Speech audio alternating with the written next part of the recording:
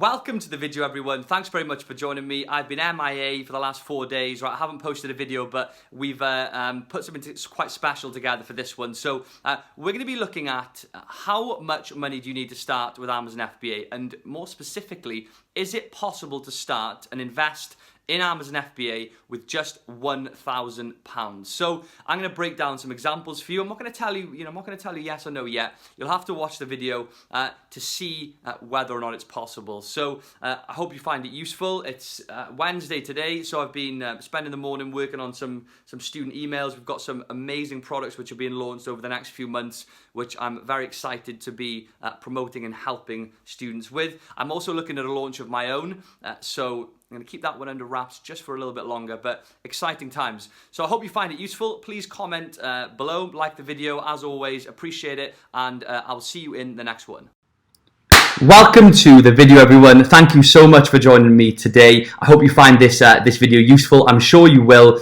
We are going to be looking at an interesting topic, something that is talked about a lot amongst the Amazon FBA community, a question I get asked very frequently from people who are inquiring about FBA, and that's, can you start Amazon FBA with £1,000? So before we jump in, it's been an exciting week, just some progressions. We've seen some new products launched by students that have done really, really well in their initial sort of first phase. I'm planning on launching a product this year, mid-year, possibly before.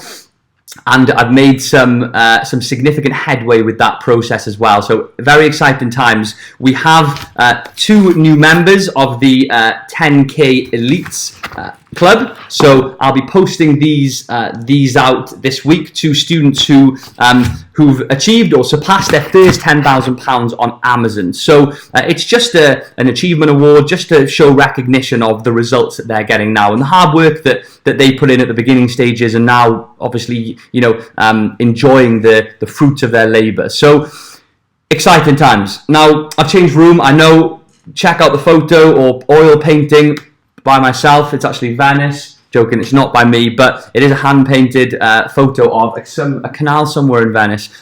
So yeah, I am going to be addressing this question today. So it's a common question. The reason that it's common is because when you are considering launching on Amazon, especially if it's your first launch, you want to err on the side of caution, right? You're probably thinking, well, I want to minimize the risk here. I want to invest, the least amount possible, but to yield the highest reward or the highest gain from that investment. And remember, it is an investment. You're not spending £1,000 on something and blowing it. You're investing it in product which you'll sell at a profit. So £1,000.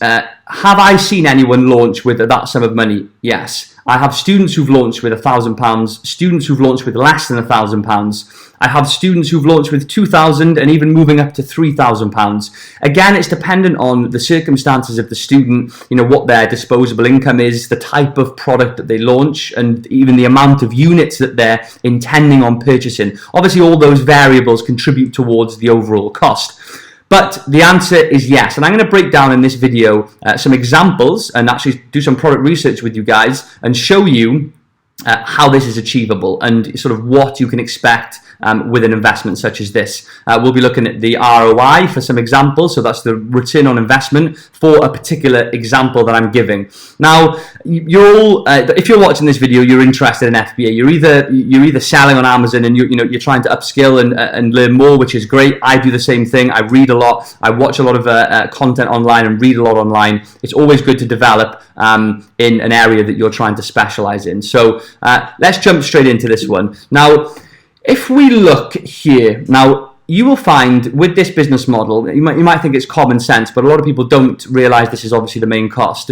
The main investment at the beginning, right, or ever, is going to be the cost of the product itself, right? So the inventory that you're buying. This is an inventory-based business. We're basically buying and selling for more, right? It's quite simple. We buy a product, we make a considerable markup on it, and then we brand it. We basically upmarket that product and make it the perceived value much higher than what you purchased the product for, and then we sell it for a profit. So it's fairly straightforward business model if we're looking at it in that basic way. Now, the first investment that you make is going to be taken up the funds that you're investing in mainly be taken up by the inventory itself. So that's the product that you're intending on buying and then selling, right? Quite easy. So we refer to that as stock or inventory, and we've got some examples below. So if we look at the first example, now the amount of units that you buy depends on a few variables, mainly the price of the product that you're selling and how many units does it sell per month on Amazon, which we use Jungle Scout to establish, and various other ways as well that you can use.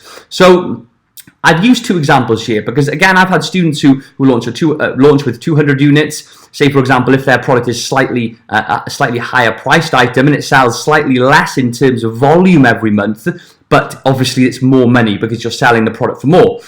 Also, students who've launched cheaper products that sell for slightly cheaper, we can see here 9 to 14, but then they've purchased far more units because obviously they're cheaper to buy. So we've got two examples. So hopefully we can, you can fall into one of these categories or somewhere in the middle. Now, first example, 200 units, typical order for your first product. Now, we're looking at the landed cost here, right? So £4 per unit. The landed cost includes everything. So VAT, duty, everything, the landed cost per unit. So if you think I'm not factoring those parts in, we put it in already. So that's just the term that we use for a product that's arrived and all the costs have been considered. So a £4 per unit landing cost. Now, 200 times 4 is £800. So your initial spend on inventory, okay, landed to get them into the UK, arrived in an Amazon FBA warehouse, they're in the warehouse, is £800. So you can see here, we're under the £1,000 threshold. We're under the £1,000 threshold here. Now, we'll touch on example 2 as well, just to actually give you shed some light on the second example. So 500 units at £1.50 per unit, as working in a different range to the first example, we have a spend of £750. So we can see here, 80% and 75% of our initial investment has been used up on inventory. Hence why, at the beginning I explained that that's generally where most of your cash is invested into at the start. Now, let's look at what we can expect from this. So if we do everything right, and when I say do everything right, that encompasses a lot. There's a tremendous amount to consider with Amazon FBA, strategies, methods, particular ways of doing things to maximize your chances of the product doing well. Now, if you know what they are, you've got a very, very good chance of making the product work. But you'll understand this when you start learning. And if you've been, mixing up sort of different approaches from YouTube, you might have a rough idea of how it all works. But we're going to assume you know. Now, if we move down to the third slide, right, we're going to look at what we can expect. And you're probably thinking, switch off. Too many numbers there. I'll break them down. Don't worry. We'll look at it in a very easy to digest manner, so you can make notes if you like. Now, this is example 1. So we're going to stick to example 1 for now. So if we look at the first example here, and we can see this is the first example corresponding to this section here. That's why I put these cool little circles with the arrows in, so you know which one I was referring to. So £20 is what our sale price would be, typically for an item that we purchase for £4. So, I usually like to use a 4 or 5 times multiple for what I sell the item. So just a basic rule of thumb to multiply your item, your unit cost by 4 and sell it for 4 times the amount, which is achievable. Sometimes it creeps down to 3, other times you can get 5 times the amount, and I've seen more than that. So we're going to go with this example of £20 for the first example. Now, if you sell those 200 units that you've bought, remember, with the first example, you spent £800 on that inventory. So 200 units is what they're live on Amazon. You've got 200 units in stock, but you're selling them for £20. So the yield on that investment, so the total return in total, before we deduct any costs, is £4,000. If we were to just sell them all, that would be the total revenue of those units, which you can see straight away, it's significant, right? 4,000, well, I only put 800 in, there's 4,000 there. Okay, this is starting to look attractive. So it's not as simple as that. So we've got costs for selling on Amazon. which we factor in when we're doing our product research to make sure that we've got a profit margin or a healthy return on investment. So let's break them down here. If we look at this first example of £4,000, which is your total yield, so let's deduct from this the fees that we need to consider. So the first fee is the cost of the units, right? You've already paid £800. You're minus £800 at this point. You've paid £800, so we have to consider that amount when we're working out the return on investment. So if we deduct £800 for the cost of the units you've already spent, now £600, take a guess what that will be. That is the Amazon referral fee. So depending on what category you're selling on Amazon for a particular product, they will take a percentage cut of every sale.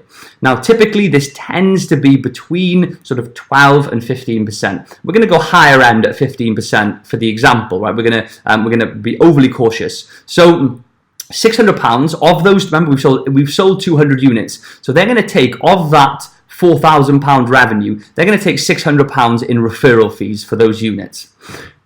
£400 will be the FBA fee. Now I've used a figure of £2 per unit. So the FBA fee is what makes this whole business model, among a lot of other things, what makes it so amazing. The Amazon store, they take the order, they pick, they pack, and they ship it and deal with returns, meaning you can do this from your laptop, whether you're doing it in the evenings, on the weekends, even at work. If you're, procrastinating or wanting to skive off. But that is an example of a product that is, reasonably light. I don't like to look at FBA fees that are much higher than sort of £2 unless we've got quite a high profit margin. So £2 per unit at 200 units. So that's for the FBA fulfillment by Amazon fee, which you're charged for storing and using their fulfillment services. We've got a £400 figure there. So at the moment, we can see that we've got the £4,000 yield from the units, deduct from that the cost of the units you paid, the landed cost, £600 for referral fees to Amazon, £400 for the fulfillment service that you use to do all this passively. So you use their logistical network and their fulfillment centers to fulfill all of your orders. Now, I've included £100 here for PPC. We could up this amount. It could be more than that. We could be looking at £200 for PPC. We could be looking at less. It depends on how aggressive you are and the category that you're in, how competitive the keywords are, and what your bid strategy is. But we're going to go with £100. And PPC is Amazon's internal advertising. So it basically enables you to throw your product to the top of the search results and show it to the millions of eyeballs that are browsing the platform every day. Now, I've got other videos on PPC as well. If you want to take a look and learn a little bit more about that, I've got some videos that look at the basic sort of elements of that.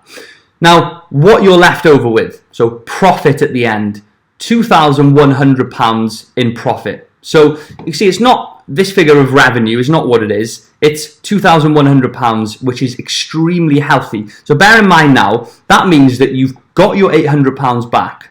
That's back in your pocket. But you can't look at that as profit because you've already spent it. But you've got your £800 back. And you've also made £2,100 on top of the initial investment. Now that actually works out at a 262% ROI.